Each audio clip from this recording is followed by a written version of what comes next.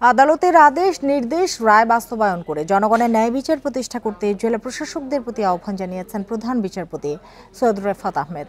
এ সময় ন্যায় বিচার প্রতিষ্ঠায় ২৪-এর গণ অভ্যুত্থানের ভূমিকা স্মরণীয় হয়ে থাকবে বলে মন্তব্য করেন তিনি।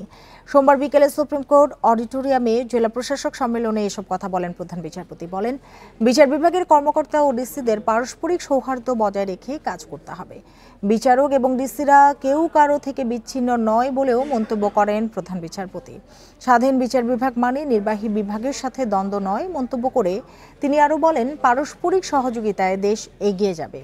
অনুষ্ঠানে মন্ত্রিপরিষদ সচিব, বিভাগীয় কমিশনার ও জেলা প্রশাসকরা বক্তব্য রাখেন।